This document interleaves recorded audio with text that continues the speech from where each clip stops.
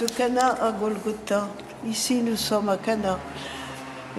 Jésus a été invité avec sa mère et ses apôtres à la réjouissance d'un mariage. On voit en bas les amphores. Alors, au cours du repas, Marie, qui était en bonne ménagère, s'est rendue compte que ses hôtes étaient dans l'embarras. Et elle dit à son fils, ils n'ont plus de vin. Le fils lui répond, femme, mon heure n'est pas encore venue. Pourquoi dit-il femme? Ça a l'air un peu bizarre, un peu sévère.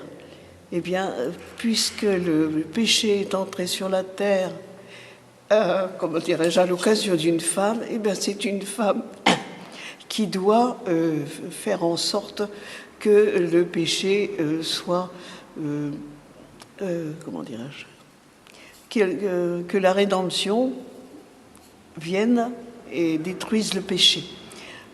Elle ne tient pas compte de ce qu'il lui répond et elle dit au serviteur, faites tout ce qu'il vous dira. Et c'est ainsi que Jésus va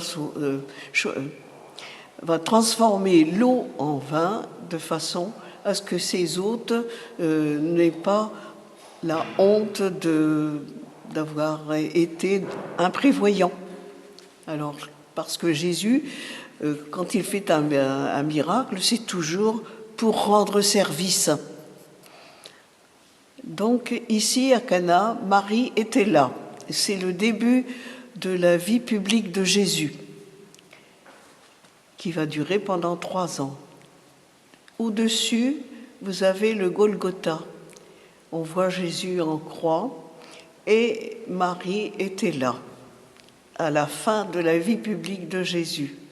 Et c'est là que Jésus va dire à Jean, voici ta mère, et il va dire à Marie, voici ton fils. C'est à ce moment-là, au moment où il va retourner, où il va subir la mort, que Jésus confie toute l'humanité à la protection de Marie en la personne de Jean. Et au-dessus, vous avez la colombe du Saint-Esprit qui est entourée de rouge, puisque le rouge, c'est l'amour de Dieu.